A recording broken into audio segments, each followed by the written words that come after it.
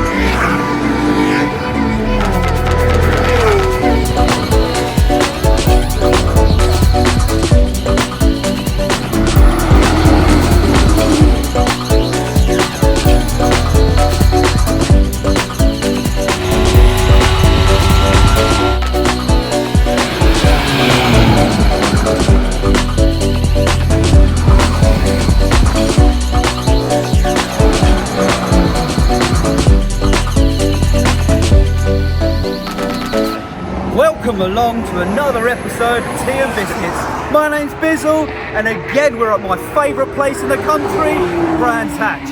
We're on another GP day, and we've got some drivers we're going to talk to, some cars. So again, as always, remember to like, share and subscribe.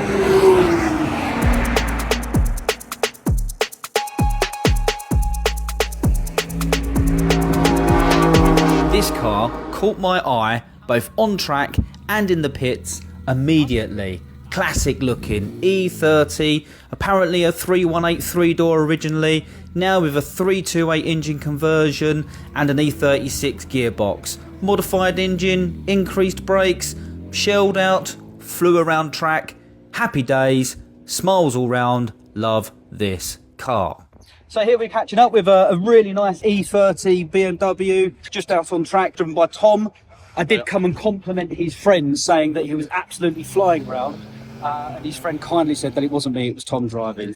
So I bought the car about 2 years ago. It was a 318, it's now a 328 in it. Jack's company and AMS, they built the head on it. So it's got some spicy valves and runs really nicely. It's got a 36 compact, basically swap over. So it's gone to 5-star 17s and then slightly bigger brakes. I've just put the box out of my E36 M3 in it. Yep. So it's now a lot better. It's had a load of work done to it recently. So yeah, it's the first time it's been out of the year and it's running really quite well. That's always a big relief, right? After it's sitting in a garage or something and a fair amount of work done to it, and then getting out to the GP. So it's a light test day then, straight to Brands GP. You could have done an evening taster session or something. Yeah, exactly. So no, it's a good car. And you're saying you just got the nitrons fitted, so that's obviously a big nitrons were improvement. done last year, but they're just been set up properly. So yeah, it handles amazingly. I went out that first session and then gone out in this, and yeah, this had a massive beaming smile on my face. Yeah, nice. Yeah, good stuff. Had any troubles with like noise testing and stuff, or generally been straight through? Okay, straight through, absolutely mint. Do you do many track days a year? Quite a few, yeah. I think it was your friend saying he does some racing and stuff as well. So me and Jack's a faster driver than me, so he was being polite, but yeah, we race in Citrus. So that's why he's keen to get the passenger seat in. Yeah, he's going out in a minute. So go and show you how it's done properly. Yeah, exactly. So these are comps on here, aren't they? Yeah. So and you've done it completely white. That was the other thing that really stuck out. Was you don't see many E30s anyway, but no livery, no nothing, just white comps. Yeah, so it's absolutely gorgeous. Yeah, it was white originally, but yeah, I'm not going to change it. So it's it looks mint, doesn't it? It's kind of like it's my poster car when I was a kid. Yeah. So I looked at it when my mate was selling it. I knew exactly what I was going to do with it. So well, I hope it goes well for you today. Thank you very much. All right, cheers.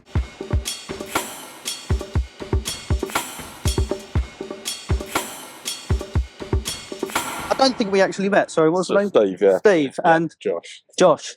Nice to meet you guys. And you are? I'm Bizzle. Walking around, just seeing how people are doing and what their cars are. So driving today then, no, my car's in bits. Okay. If you subscribe and take a look, you'll see that I've gone on a journey.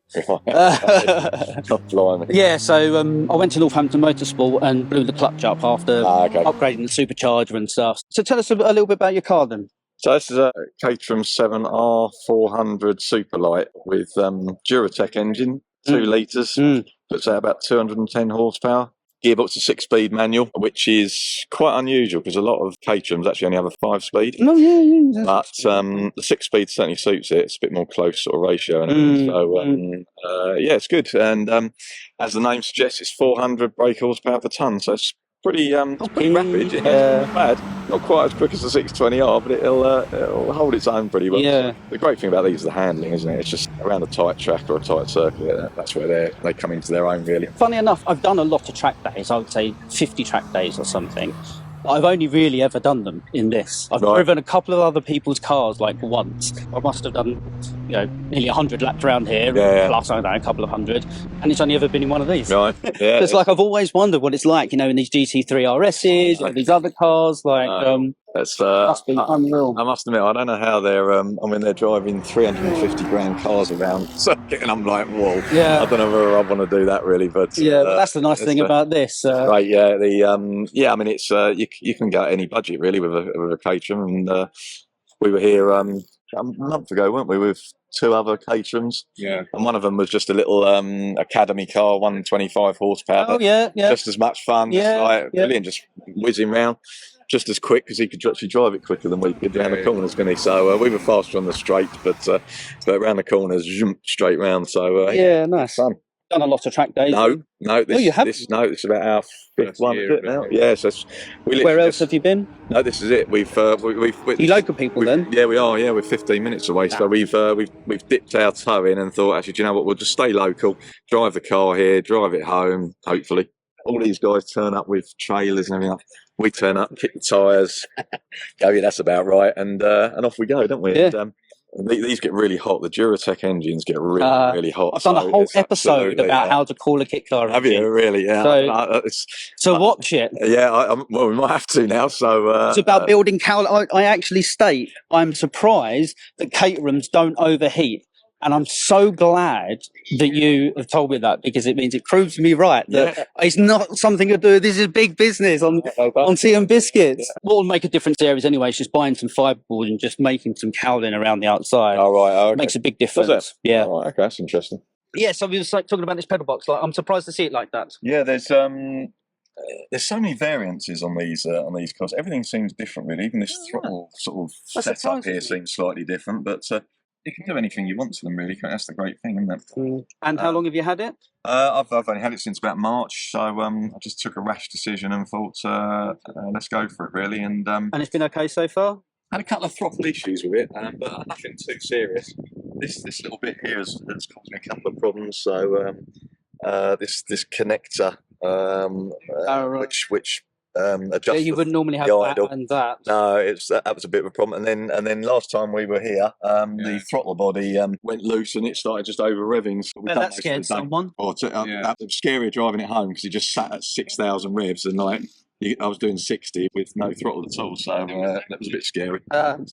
I always admire the sleek and sensible anti-roll bar of the Caterhams. Yeah. You haven't really seen neat anti-roll bars being manufactured by other people. I don't know how familiar you are with kit cars, but really. Like the MKs, for example, they race them as a whole series. Yeah. They're not as big as Caterham, obviously, but they're probably the second biggest. Yeah, they don't have anti-roll bars like this. Do you drive it much on the roads? I do. I quite like it. Unfortunately, I can't insure Josh because it's not old enough. I'd say there's a few bits that we probably need to do and just get a little bit more to get a bit more into it. It's nice to have a trailer. Yes, exactly. Well, this guy here was doing sausage sandwiches earlier this morning. I thought, that's where I want to be. So this is a question I've been asking all sorts of people. So what cars do you surprise that you don't see on track? So I said C63 AMG. You don't see many R-Bar, although I think there was one here today. Yeah, there was. Yeah. RS4s, yet you see loads of M3s, M4s. Yeah, that's true. Yeah.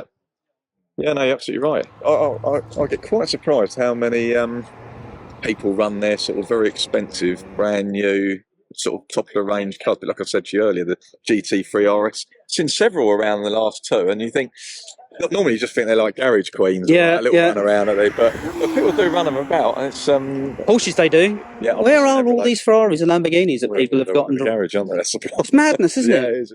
All right, so thank you very much for meeting you, Steve and No Josh. problem. It's been Nice a to meet you. pleasure having a look around your car and sharing some tales. Well, good luck with yours, and hopefully we'll see that. We might see that out and about one day. Check out the channel.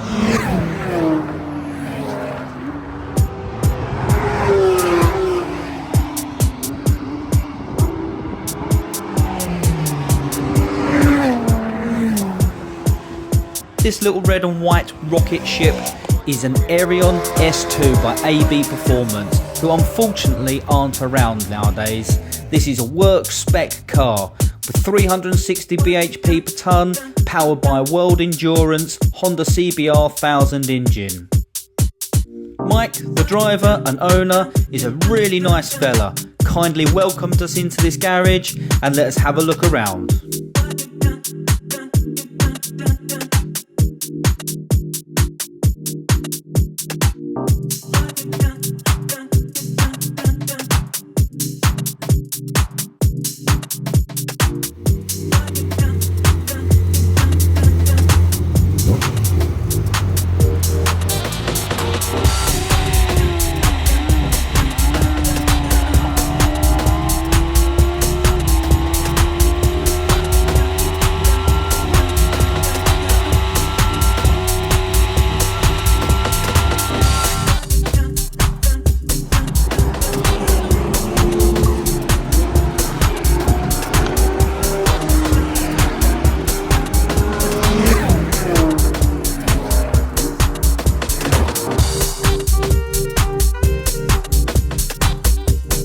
These 620Rs have been around for some time now, and this one is probably pushing about 300 horsepower, 5-speed sequential gearbox, and is still in really good condition, looking gorgeous in this yellow and sprinkled with carbon fibre.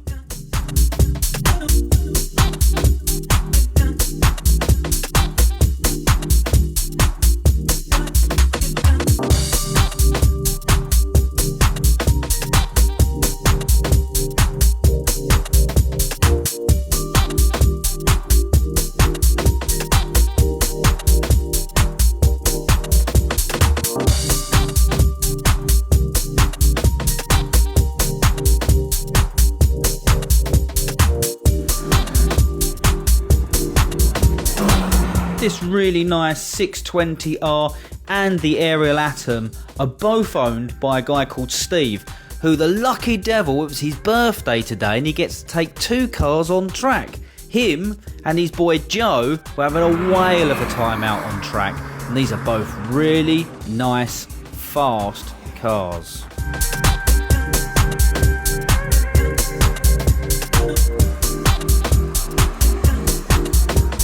Now here's a car that you don't see on track days that often, and a personal favourite of mine.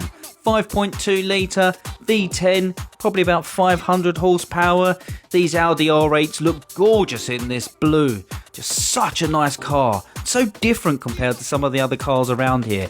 And it sounded unique on track as well, which is always an extra little tick in my box.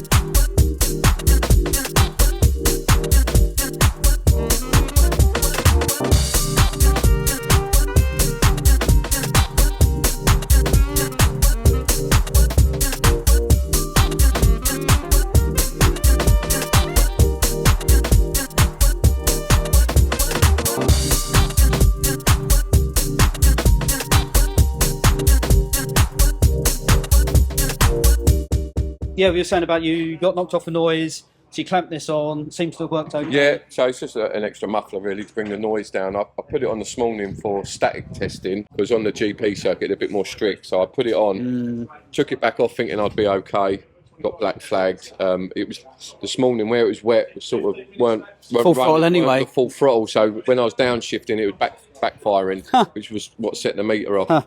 So I fitted this, but it's bone dry out there now. So yeah, we took the wets off, put the slicks on. Nice.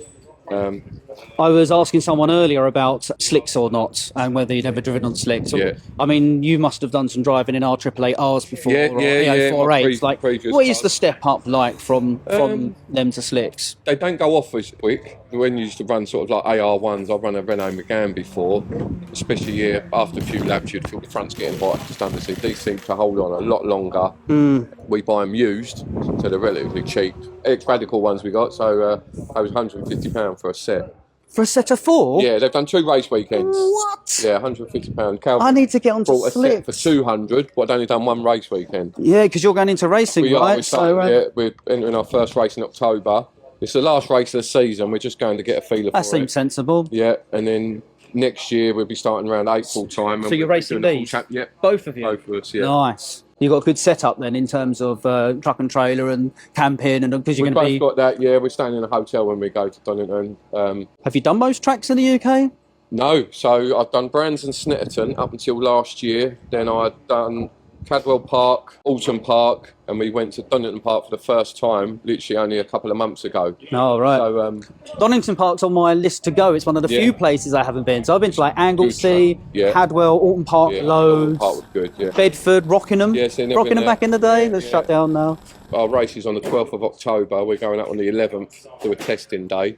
Because we've done the national circuit, but we'll actually be racing on the GP circuit. So I've never done that right. layout. So we'll be looking at some sponsors to sort of fund our race year. I mean, my car's had all the graphics taken off previously, so Yeah. I've got plenty of room for sponsors. Unfortunately, names, I'm etc. unable to sponsor you, but I would be able to offer you a 3D printing service if you ever need anything designed. Oh, right, yeah. So I design stuff for a living anyway, and I have a 3D printer at home, and Yeah.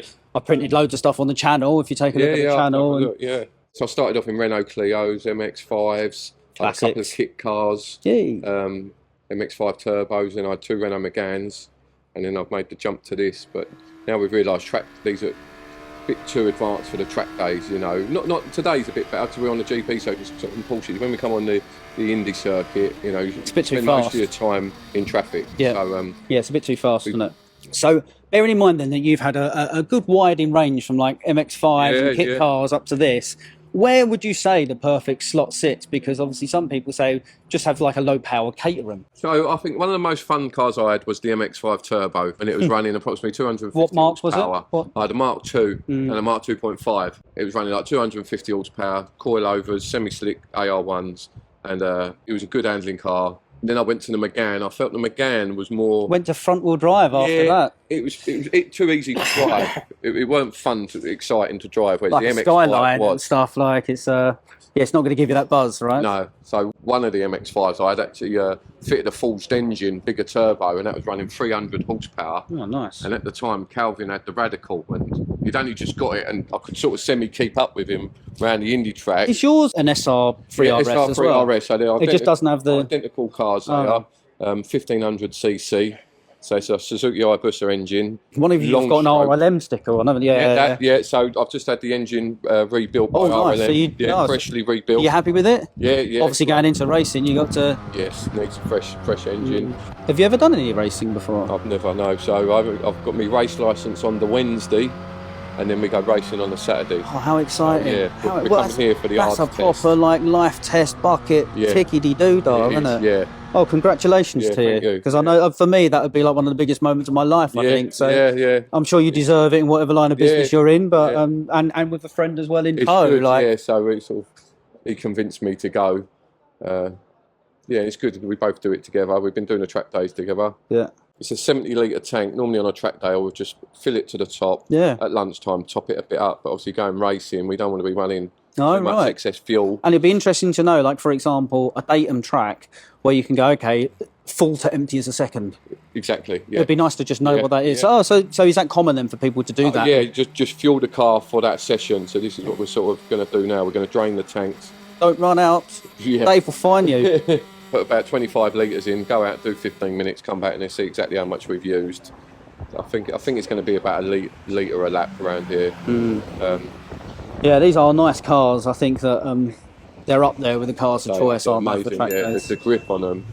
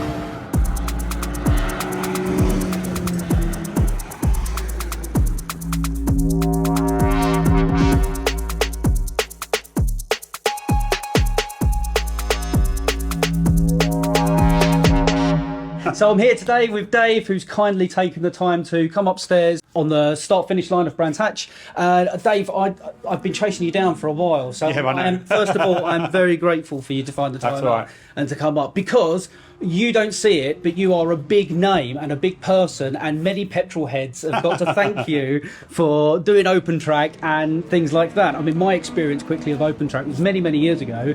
You was the first people to do sessioned, Yeah, we went open pit lane. and that's why you're called Opentrack, yeah. right? Yeah, 15 years ago we started next February. And you could go on session days or open pit lane days. That's right. Yeah. Session days were a little bit entertaining because you can cram more cars on. Because you can say, like today, let's say the limit's 40 cars, you could do 3 sessions, bring 120 cars. So, you know, well, you wouldn't bring 120 cars on an open pit lane day. So, of course, you How just many gotta do work you out. get? Because you must have some level of understanding that not everyone can get out. So today we're here, 75 cars, and we can put, I think it's 42 out at a time.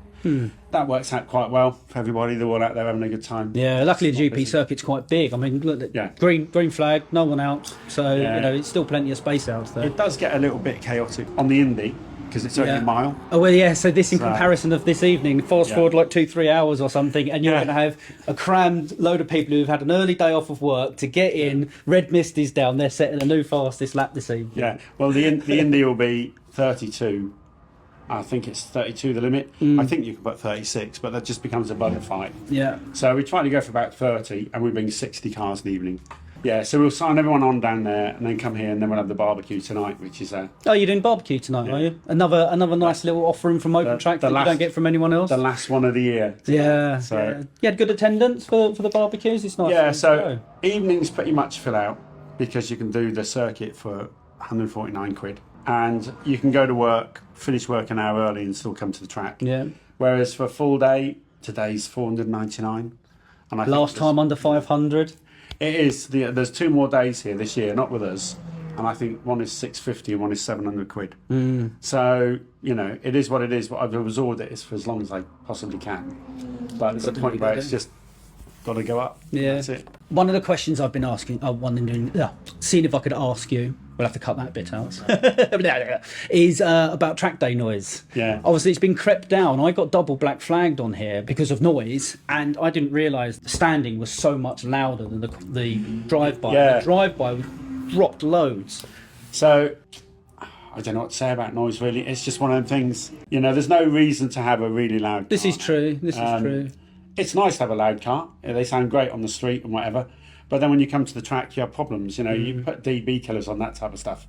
And I know there's the argument of like, well, my car's a street car, totally standard. I should be able to drive on the track. But the issue is, I suppose, if you're on the street, you go past someone and you go, "Ow," just like that. But if you're going past someone's house, it's every minute. They've got another car going past, like, then again. And to have that for 8 hours a day is probably slightly annoying. So I kind of understand it from the locals' perspective in a way. But what I don't like is when they move in.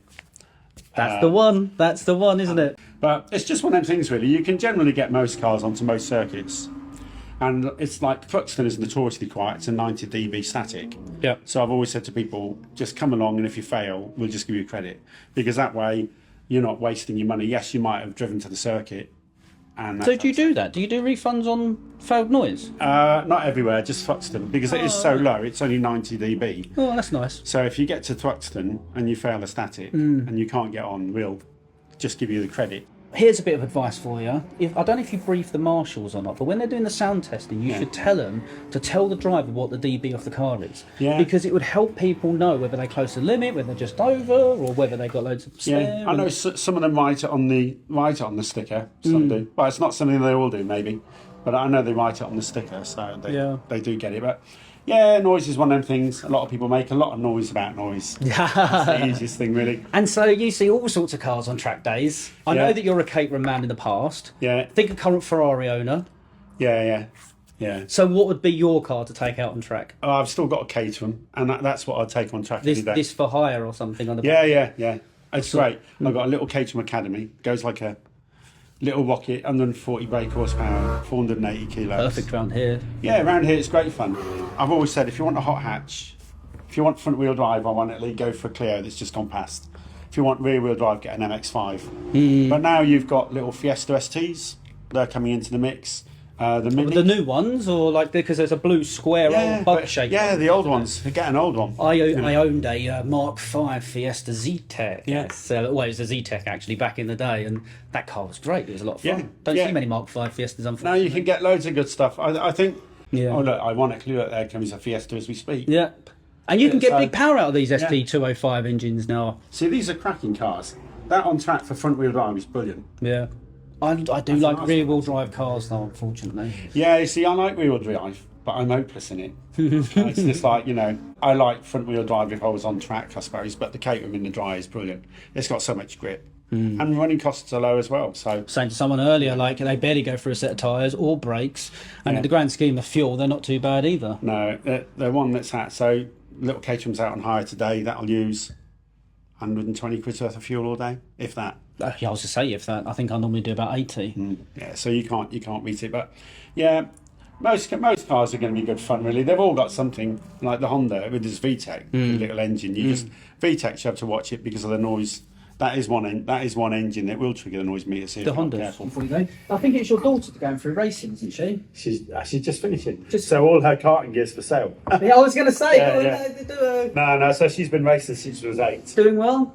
Yeah, she's done all right. Yeah, she enjoyed it. I think she's she's got 8, 30 odd trophies or something. She does keep a count. You must know a few people that you might be able to get her up into a Fiesta Cup challenge or. She's off to university next week. Oh, is she? What's she studying? Psychology. Oh, is so she? so nothing to do with motorsport. Postcode was funny because we closed down for 4 or 5 months, and then I opened up, and so did No Limits, the bike track they come. Oh yeah. We opened up on the same day, which was some restriction came in, and we'd gone all digital, so we could do briefings online, and everything. It was interesting to see, and everybody just suddenly booked up, and I think we'd done 130 days that year. Wow. And every single day was booked. Amazing. So, It's and booming, this, isn't it? This year we've done 120 days, and I think we probably had 30% fill up. Oh. So we're back to pre-COVID now, where it's right. hit and miss.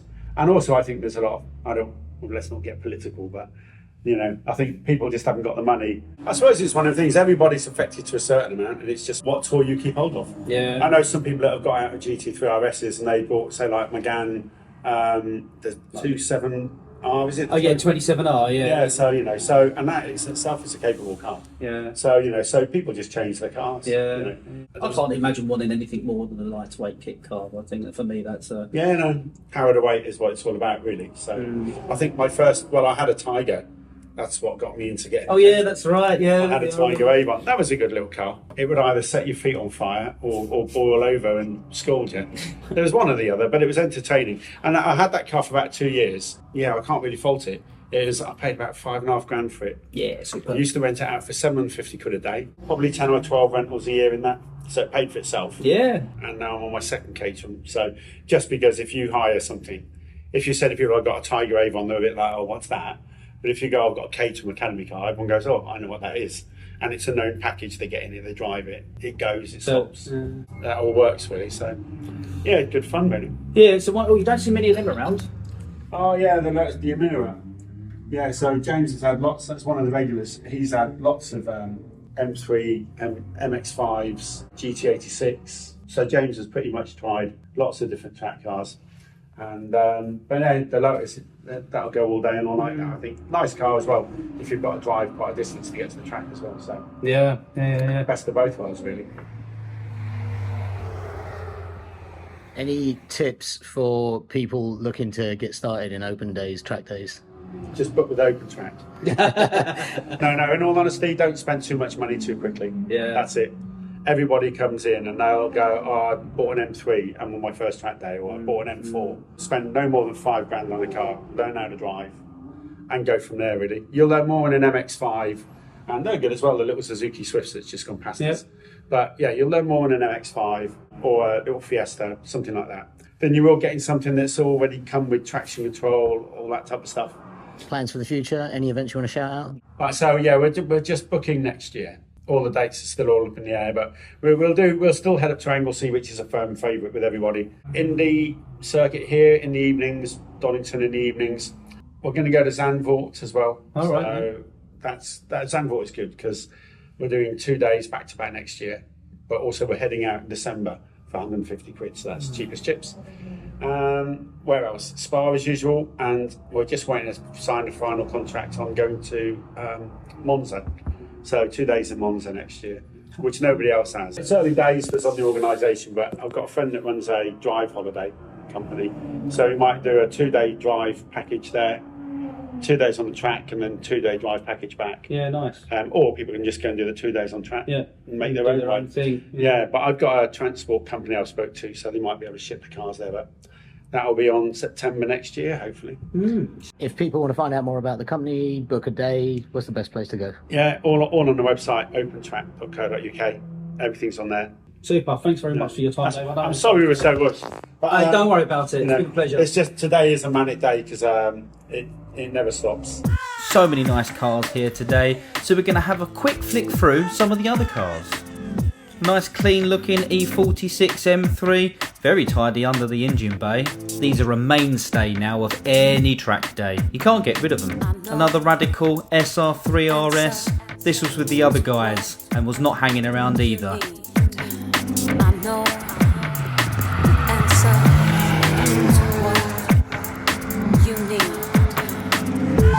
I love Porsche GT3 RSs and I would have one day, but after forking out all of the money, I'll be pretty annoyed to come on a track day and be another 3 or 4 of them also on track.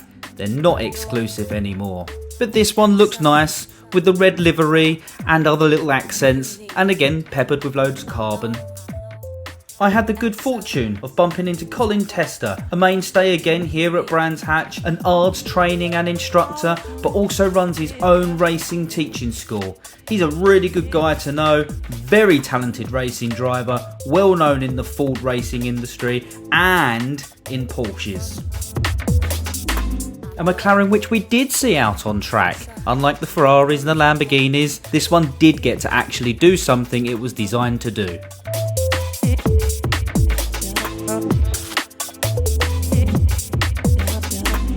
Here's a car that broke the newsreel when it come out. It's an M3 Comp Touring G81 chassis. As you can see by the number plate, a nice little touch.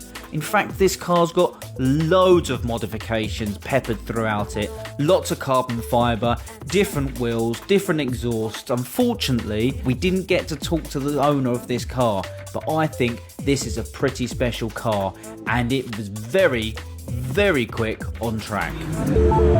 Playing it safe, fitting a hands device, nothing wrong here. We know we need some safety.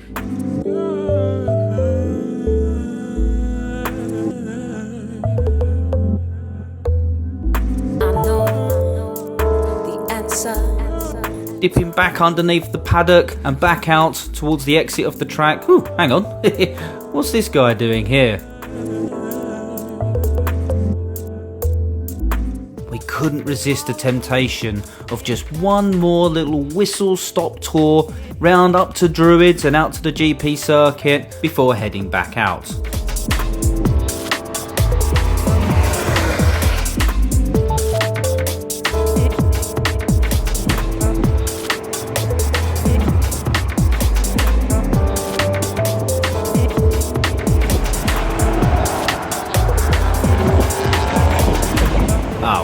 Red flag. So as the clock turns around about 3 o'clock, we've got people coming in now for the evening session. We're pretty much done for today. I'd just like to quickly say thank you very much to anyone who's been on camera or contributed or just given us a nod or a wave. I'm really appreciating that, so thank you very much. If you haven't already, please like and subscribe and share. Watch all my old videos. I've had a right old ball. But anyway, my name's been Bizzle. This is TeaN'BizzKits. I'll see you again soon.